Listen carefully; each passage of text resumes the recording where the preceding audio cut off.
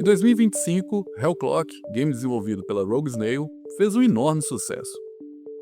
Com uma pegada meio Diablo, porém ambientado durante a Guerra de Canudos, o jogo vendeu mais de 20 mil cópias nas primeiras 24 horas e passou das 70 mil unidades na primeira semana.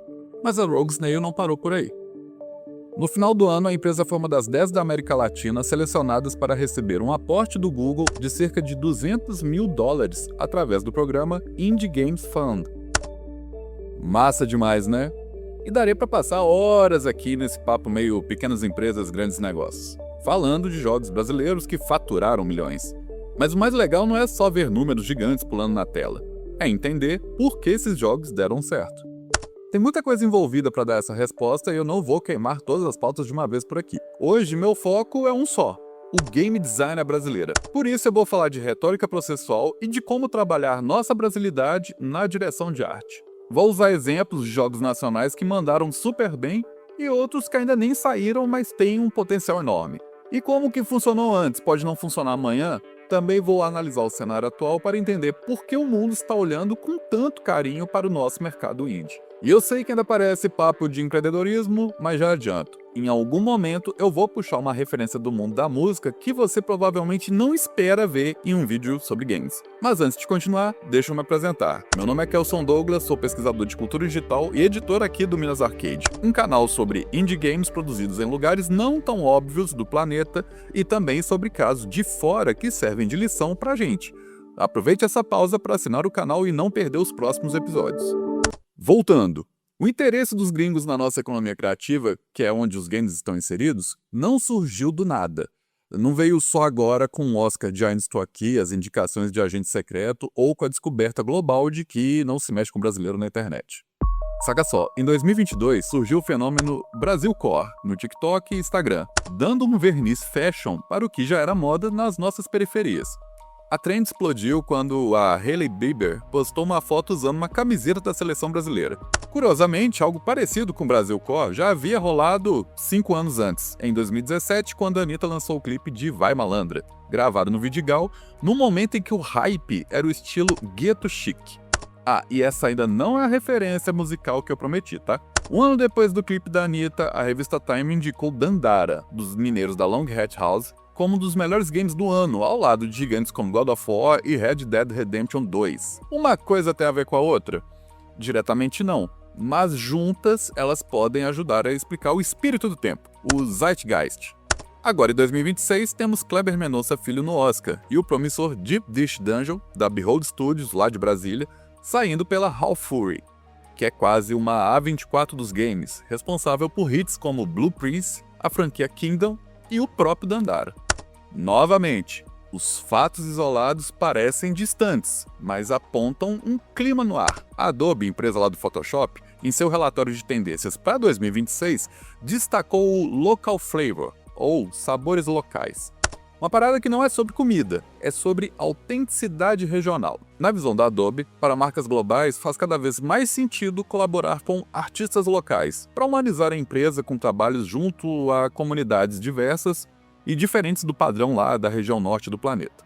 E tá aí um dos motivos para o Bad Bunny ter emprestado sua regionalidade para o Super Bowl, além da busca da NFL por uma nova audiência e expansão pelas Américas. Agora, de volta aos games. Daria para citar vários exemplos dessa sincronicidade, desde os tempos de Outlive, clássico de estratégia feito por um estúdio de Curitiba lá no começo dos anos 2000 e lançado pela Take-Two. Essas ondas de captura da nossa cultura sempre existiram. A diferença é que, agora, nós aprendemos a surfar nelas. Até bem pouco tempo atrás, os nossos símbolos e até alguns produtos daqui só eram valorizados depois de serem legitimados no exterior, como aconteceu com as Havaianas, que se transformou num produto para além das classes mais pobres só depois de aparecer em desfiles de moda internacionais. Não por acaso, existe uma tensão entre a visibilidade da cultura brasileira e o risco de apropriação por grandes indústrias, que lucram com esses símbolos sem retornar benefícios aos grupos que originalmente os criaram. O Brasil é reconhecido por gerar o que alguns chamam de vibe intangível. Mas, como apontou um relatório do Conselho Britânico junto ao Sebrae, o país ainda luta para converter esse sucesso criativo em retorno econômico real. É essa vibe intangível, representada pelo Brasil Core, que pode ser traduzida no game design à brasileira. E quando ela é bem trabalhada, gera o nosso diferencial, capaz de ser visto como inovação para o mercado de games. Vem comigo. Você provavelmente conhece Horizon Chase, o nosso Top Gear.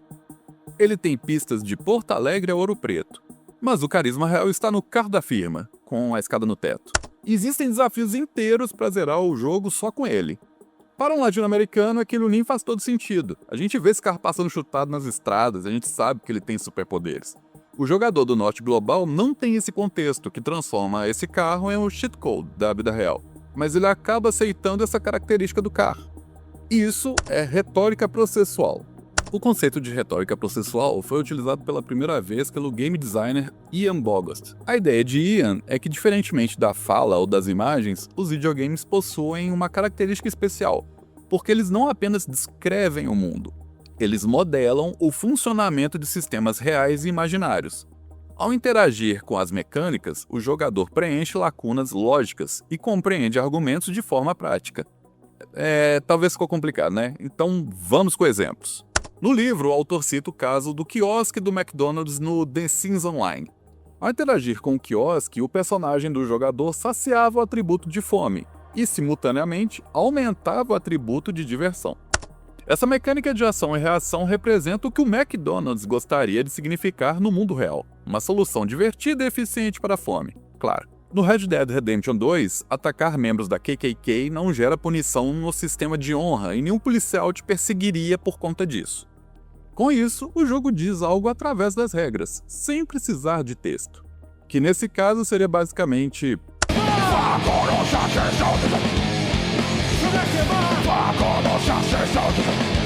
O carro da firma de Horizon Chase é isso, uma pitada de Brasil Core em um jogo tipo exportação que faz esse carrinho ser mais querido que Ferraris e outros carrões. Mas dá para demonstrar a nossa vibe intangível também com algo mais na cara mesmo, através da direção de arte. Robert Boyle, diretor de arte que trabalhou com Alfred Hitchcock, dizia que a função dessa área não é fazer coisas bonitas, mas dar forma física a uma ideia abstrata. É fazer a gestão de cores, luzes e arquitetura para contar uma história sem palavras. Veja o caso de Pinbolas, do Nanook Night Studio. Nele, você joga partidas de pebolim, ou totó, cheias de power-ups malucos e divertidos.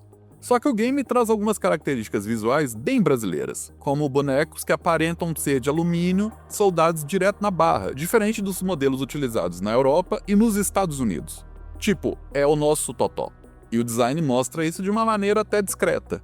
Mas dá pra ir mais a fundo. Esse é Restless Rights, game desenvolvido por um pequeno estúdio de Sabará, cidade da região metropolitana de Belo Horizonte.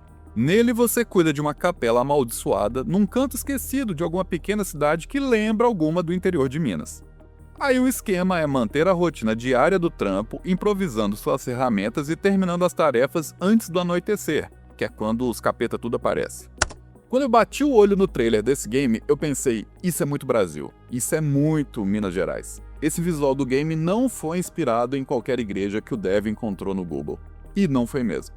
Conversando a respeito com o Matheus, que é o desenvolvedor por trás do jogo, ele me disse que o cemitério que você vê na demo é inspirada no cemitério do Carmo, de Sabará. E o próprio Matheus foi lá fazer sua pesquisa de campo e tirar as fotos de referência, que são essas aqui. O processo dele foi o mesmo para a capela principal do game, que é uma leitura da igreja de Nossa Senhora do Pilar, com pitadas de uma outra também de Sabará. Todo esse processo ajuda muito na imersão Made in Brasil que o jogador pode ter com o game, que traz outros elementos, como ao olhar para o horizonte ter uma vista crível da cidade ao longe, com as torres de rede elétrica e tudo mais, os nomes nos cemitérios e até o orelhão que toca e quando você atende é uma chamada a cobrar. E talvez você que está assistindo não saiba o que é uma chamada a cobrar, mas tudo bem, vida que segue. Restless Rights podia ser só um jogo de terror como tantos outros, mas essa vibe nossa, traduzida na direção de arte, com elementos de design que contam a nossa história, incluindo os recortes de jornais que estão no mural da capela, é Brasil Profundo Core total. Tanto Pinbolas quanto Restless Rights serão lançados agora em 2026 e estão com as demos disponíveis na Steam. Eu vou deixar o link para elas aqui na descrição do vídeo. Por fim, vamos para o Game Design e o Brasil Core de Dandara.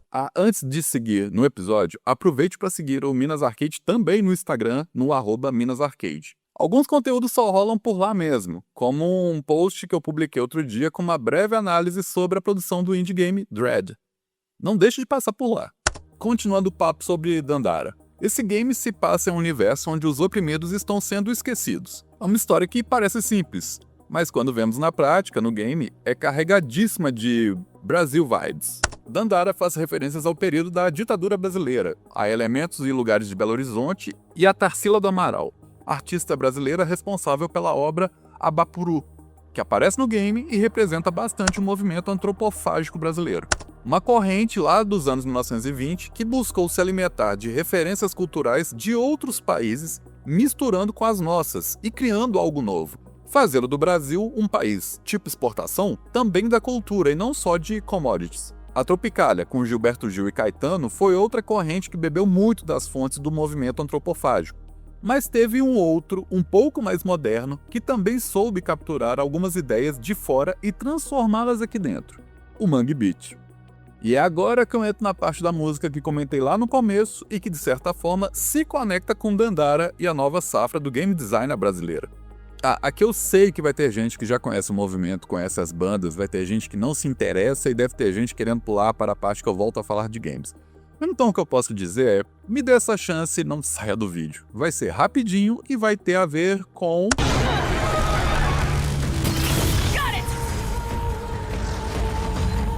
O Mangue Beat surgiu no começo da década de 1990 em Recife, como uma resposta cultural e social ao cenário de estagnação econômica e desigualdade da capital pernambucana, que na época era considerada uma das piores cidades do mundo para se viver. O movimento era liderado por figuras como Chico Science, do Nação Zumbi, e Fred 04, do Mundo Livre S.A., que buscavam reabilitar a alma da cidade. Essa turma uniu tradições locais, como o maracatu e o frevo, a gêneros da cultura pop global, como rock, hip hop e rap. Quando eu falo de Mangue Beat, muita gente vai se lembrar dessas e outras bandas, em especial o Nação Zumbi. Porém, você sabia que o movimento tinha os dois pés também na tecnologia? O símbolo do Mangue Beat era uma antena parabólica enfiada na lama, um aparelho que representava a inovação em uma época pré-internet. A parabólica significava a capacidade dos jovens da periferia de captar conceitos da cultura pop lá de fora e fundi-los com a realidade local, criando algo novo. Não por acaso a música do Mangue Beat era marcada pela mistura de instrumentos tradicionais, como as alfaias de maracatu, com elementos mais modernos e globais, como guitarras elétricas, samplers e sintetizadores. Chico Science chegou a traduzir essa evolução musical como algo que iria modernizar o passado. Tanto que o próprio termo Mangue Beat chegou a ser escrito com beat no final, em referência à computação. E para quem acha que esse movimento ligado à cultura e tecnologia ficou no passado, saiba que é exatamente na região do Recife, ressignificado pelo Mangue Beat, que está o Porto Digital, o maior parque tecnológico da América Latina. Esse parque tecnológico opera na mesma lógica da turma de 1990. Ele não ignora o território, ele usa a criatividade local para criar softwares e produtos da economia criativa. Muitos dos primeiros profissionais e empresas de design e multimídia do Porto Digital faziam parte da geração que frequentava a cena Mangue, levando para dentro dos negócios a ideia do do-it-yourself, o faça você mesmo, típica do movimento. E para voltar aos joguinhos, basta dizer que uma das empresas parceiras tanto do ecossistema do Porto Digital quanto de projetos desse grande hub é a Coco, que participou da produção de games AAA como Horizon Zero Dawn. Eu não vou dizer que Dandara foi o primeiro grande game a traduzir esse espírito do Mangue Beat, mas, com certeza, ele foi o primeiro a ser inegavelmente consagrado por esse processo de consumir a cultura local, misturar com referências de fora, traduzir tudo para o momento atual e criar algo novo com essa salada toda. Mas nada aconteceu da noite pro dia. 30 anos é mais ou menos o tempo que separa o lançamento do manifesto Mangue Beat do lançamento de Dandara. E entre uma coisa e outra, nós aprendemos a produzir games com a nossa identidade e a trabalhar melhor a nossa cultura digital. O Mangue Beat surge em 1992. Mais um ano antes, em 1991, a Tectoy havia lançado no Brasil Mônica no Castelo do Dragão, uma adaptação ou localização do game japonês Wonder Boy in Monsterland. Tudo feito com a ajuda da engenharia reversa. Na época, Maurício de Souza colocou uma objeção para o lançamento do game. A Mônica não poderia usar uma espada, como o protagonista do jogo original. Ela tinha que enfrentar as aventuras com seu coelhinho azul em mãos. Durante muito tempo, o nosso game design foi assim, uma cópia do que vinha lá de fora, mas com pequenas alterações aqui e ali. A indústria de games também não era tão ampla para que a gente pudesse criar algo 100% nacional e saísse vendendo sem depender do mercado externo. Mas a gente dava um jeito de colocar nossa cara nos jogos. Com isso, seja na hora de produzir ou na hora de comprar, por anos o Brasil foi atrás da pirataria e dos hacks para consumir games de uma maneira mais acessível.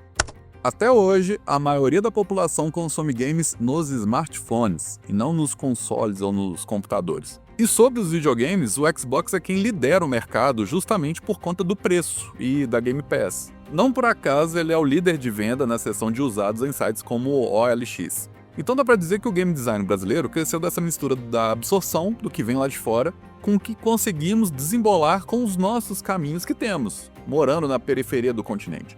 Uma mistura que gerou algo novo e com a nossa identidade. O mais puro suco do Mangue Beat, só que decantado por 3 décadas. Estamos acostumados a criar com pouco e contar com quem também tem pouco para consumir. E essa dinâmica molda o nosso design, no estilo e também na eficiência. Em Dandara e Hellclock mostramos nossa cultura sem clichês. Em Deep Dish Dungeon e Horizon Chase mostramos nossa capacidade técnica, com jogos leves, bem polidos e pitadas de quem somos. Então, respondendo, por que o game design brasileiro tem feito sucesso lá fora? Porque seja nos AAAs ou nos indies, nós paramos com o viralatismo e começamos a trabalhar com a nossa identidade. Antes de terminar, algumas dicas que eu acho que podem ser legais para quem chegou até aqui. No ano passado, o pessoal da Long Hat House lançou o Magenta Arcade 2, jogo mobile bastante divertido e que se passa inteiramente em Belo Horizonte. Vale a dica colocar as mãos ou os dedos nessa belezura. Para quem quiser saber mais sobre o movimento Mangue Beat, vale dar uma lida em Mangue Beat, a cena, o Recife e o mundo, livro da Luciana Ferreira Moura Mendonça, que analisa não só a história do movimento, mas por que ele aconteceu. Agora, se preferir, tem o documentário Chico Science, um caranguejo elétrico, disponível aqui no YouTube e no perfil oficial do Nação Zumbi. Por fim, vou deixar aqui na descrição o link para um vídeo do canal Cloth Map, que fala sobre o mercado informal de videogames no Brasil. Esse vídeo bateu mais de 1 milhão de views há 8 anos atrás e vale muito, confere. Nesse finalzinho, eu queria agradecer a todo mundo que mandou mensagem no último vídeo elogiando e dizendo que assinou o canal. Dá um trabalho danado montar um vídeo como esse e talvez nem sempre vá agradar tanta gente. Mas eu acho que é melhor arriscar e trazer algo novo do que só traduzir conteúdo lá de fora ou pedir pra ir abolar um roteiro. Então, galera, valeu demais mesmo.